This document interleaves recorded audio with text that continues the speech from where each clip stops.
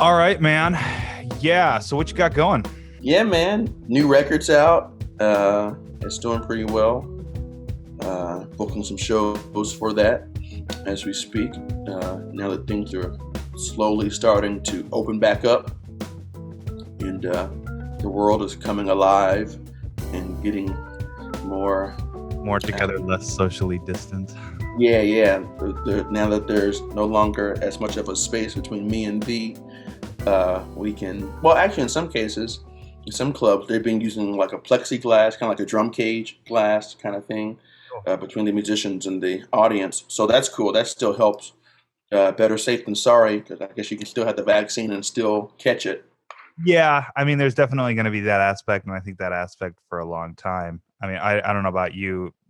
100% of my gigs that have not been studio have been outdoors, which is a luxury that we have here in Southern California. I don't know how the Yeah. weather's been where you are, if that's something you've been able to do at all. We've been able to do some outdoor jobs, and then the ones that are indoors, the mask still stays on. Like I said, some of the venues, like say for instance, I think like Rudy's Jazz Room in Nashville, they definitely have like a little plexiglass situation happening Yeah, I've been there. Yeah. where the band is to separate them from the audience. Well, let's dive into this album here. There's a couple questions that I had for you. Just in talking to the DJs, and it's been pretty much a universally positive response to the album, which has been great. One of the things that I keep on getting is this. So this young cat here, Kendall Carter. I never heard introducing Kendall Carter. Yeah, You've been around for a while. I mean, you've had a a decently long career as a professional musician. So, if you want to take us back to where you started playing outside of school and all that, and just sort of give us a refresher on the course of your career up to this point. certainly. I mean, so basically, I started playing in church, Sure. right? I started playing in church. I want to say I think around middle school or so, uh, at the time. And then, I mean, in church for all those years, I brought my own keyboard and stuff until we could afford to have multiple keyboards and the organ there at our facility. So, yeah, mainly growing up playing in church. Still do play in church. I'm the music minister at my church. And so, yeah, we got through, still doing that, matriculated, coming through middle school, high school. I started playing kind of on the professional jazz scene right around I guess my sophomore year of undergrad. So that's about 2012. So we're almost hitting the 10-year mark with that. And it just started with jam sessions, local gigs and things of the sorts. And then probably I'd say about 2 years in, we started getting some more uh, touring jobs and things of the sorts. And then around about 2015, uh, playing with some local guys is kind of where I met Dave Stryker. Because here in Louisville, we have the Jamie Aebersold Summer Jazz Workshops, which the world knows of.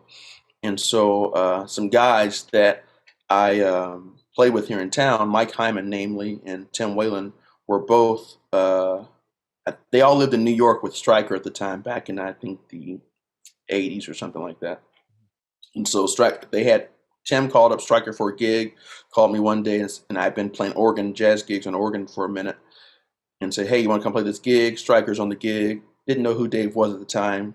So that was the Whatever first the time you case. played with Dave or met him, Yeah, or that's literally the first time I played with Dave. That's my first time meeting Dave. I often listen to that recording of that gig to hear how far I've come. started it. Yeah, gotta put that out. Yeah, yeah. No, we won't do that. But so yeah, man, met Dave on that gig, and then I did what every young musician would do with someone that's well known and well acquainted with the professional jazz scene. Is I send them an email and go, "Hey, man, this is Kendall from the gig, blah blah blah in Louisville. You have any comments, critiques, thoughts for me about playing organ?" Dave emails me back, great plan, blah blah blah, the nice stuff, to keep you encouraged. And then it's like, man, go check out Jimmy and Jack and Shirley and Larry and all the cats. Yeah. And then he's like, also, man, you gotta kick bass. You gotta get some pedals so you can kick bass. So man, what do? You follow instructions. What about Kenny? How do you know him? Where does he Oh factor? man, I met Kenny. I think unbeknownst to Dave, I had met Kenny maybe a year or two prior to us doing this record date. I have a trumpet player, flugelhornist friend here in Kentucky who used to live in the Indianapolis area, Bloomington, Indianapolis area, and so he knew Kenny, and he booked a gig for us. I think we might have been playing in Ohio, doing some concert in Ohio, and that's where I first met Kenny and got to play with Kenny. And man, I was just like, yeah, man, this cat's killing. And then Dave called up and was like, yeah, let's do a session, and said that Kenny was on the session. So I was like, straight. It sounds like y'all have been playing for a while on the disc. I don't know if that's the case or not. I mean, it definitely sounds like you've been playing with Dave. I've played with Dave more than I've played with Kenny. I guess from the first meeting with Dave, at that point, because he would come to Louisville every year, we at least played once the year. And then as Dave got comfortable with my playing and confident in me, then he started adding me to some shows up there at the Jazz Kitchen in Indianapolis whenever he'd come through.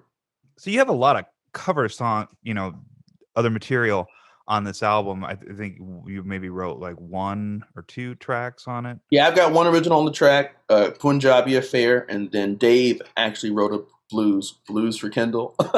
Okay, that's on there. That's Dave. That's right. Yeah, yeah. So what's your attachment to some of the covers like Lovely Day and that canon? Man, well, first off, serendipitous that we would do Lovely Day, and then Bill Withers would die, just a few weeks later, Right. in 2020. Yeah. But man, I've always loved the music of Bill Withers, and then we also do a cover of Blame It on the Boogie, which is infamous for most of us with the Jackson 5. So, and man, I'm just a fan of Michael Jackson as well. Literally grew up, never got to go to any of the concerts, but grew up, man, watching all the music videos, listening to all the records. I loved watching the concerts and watching people pass out at this man just coming up on stage. So those are two specific pop tunes that I really enjoy. Specifically, Lovely Day. If people are familiar, there's a gospel connection in that Kirk Franklin in the late 90s, early 2000s recorded that as well. And so we took two chord substitutions from the Kirk Franklin arrangement and added it into mine as well. Oh, awesome. I didn't catch that. That's great. Do you think that for our generation at least, we don't have any real connection to the 40s and like the 50s other than like our grandparents or whatever. And as obviously, if you take like Cole Porter or anything that was written sort of in the golden age of jazz, are these tunes going to become the new standards, the canon that everybody knows? Are these the standards for our generation? I'll say this. That I feel like that's an ongoing debate, and I feel like majority would say it should be. Specifically, so like I have on the record Kenny Dorham's Short Story, and we've got Lee Morgan's Speedball. Yeah.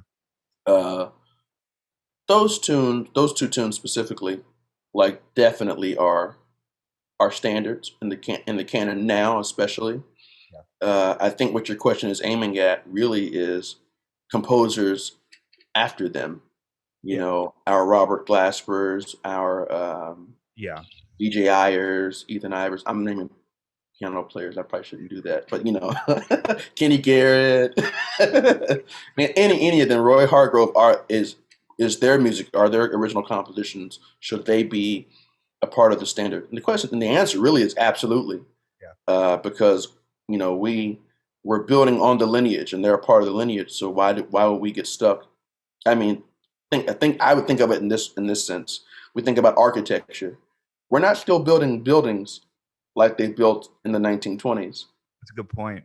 Those things have evolved and have there are new modern techniques, new modern methods, and there are new modern sculptures. And so, you evolve, and not saying that anything's wrong with what that is, because I mean, you think about the pyramids Yeah. in Egypt and wherever else. Clearly, that architecture was great because they've lasted so long, and that's as it is such with the Great American Songbook and tunes of the sorts. That has set a standard, but we're still moving on, and we need to be able to connect with our audience today, and they don't connect with pyramid style music. Pyramid style.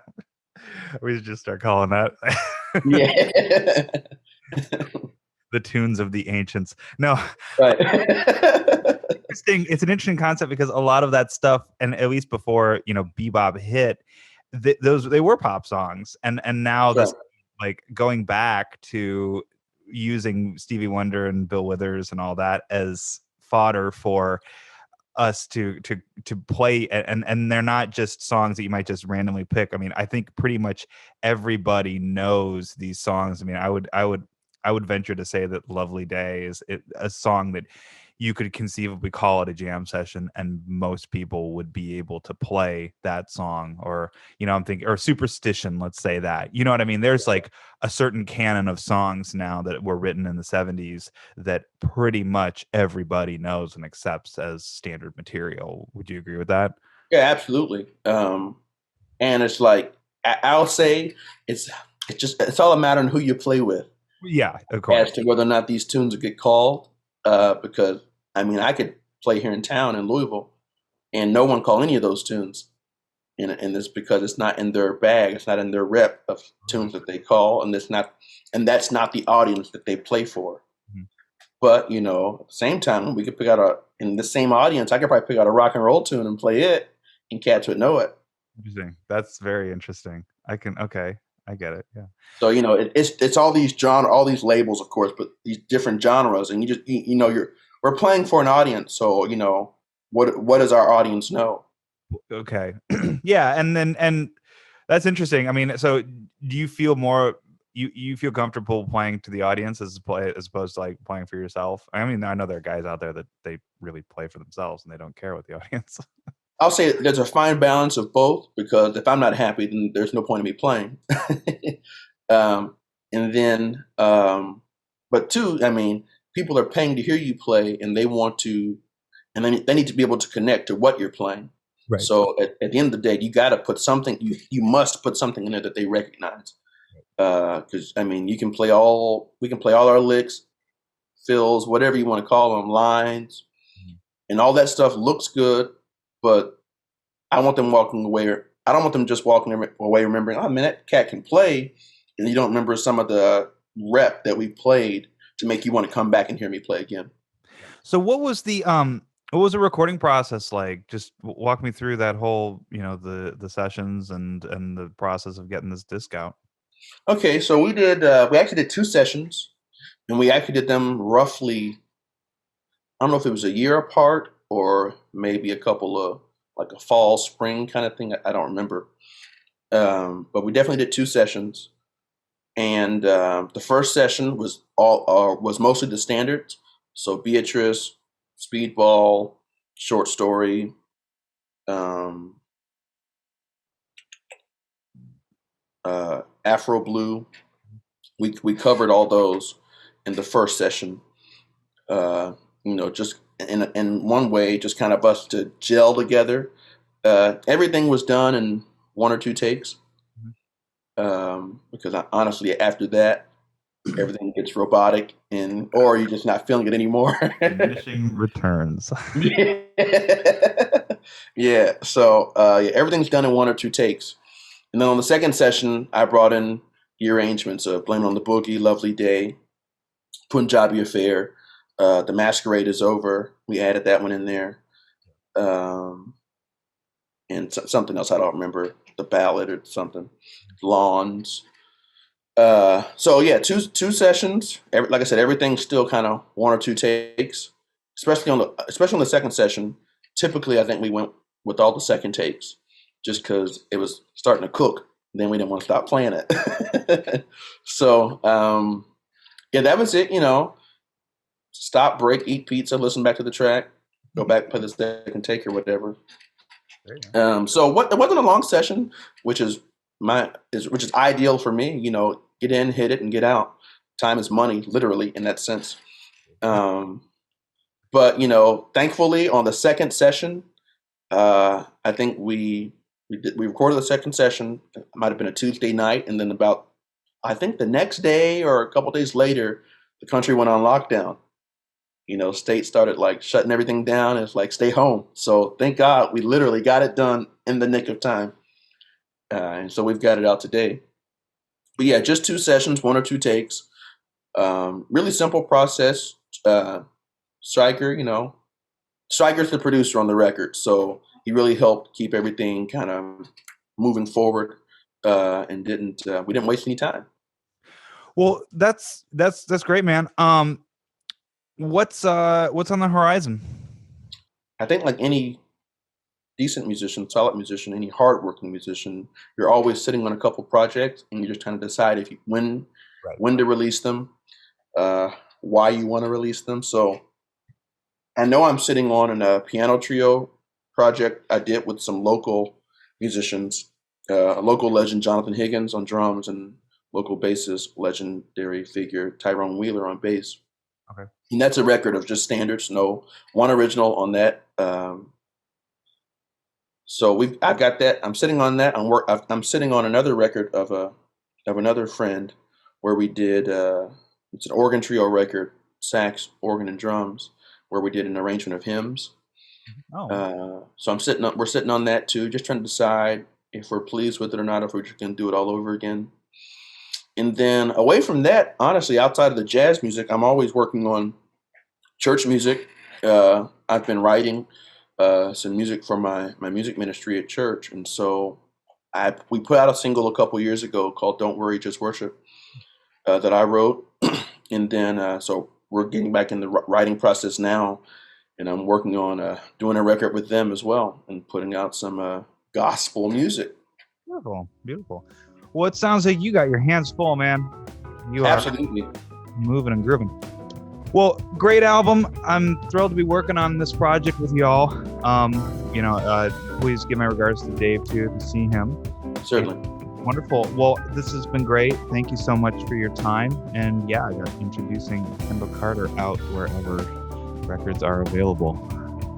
Yes, sir. Yes, sir. Buy it predominantly online. I did a small run of records, but this has been the first record. So you can get it on Bandcamp, iTunes, Apple Music, Spotify, Amazon, whatever. It's on there. But if you want a physical copy, just go to my website, www.kendallcartermusic.com, and drop me a message, and then we'll take care of it from there. KendallCartermusic.com.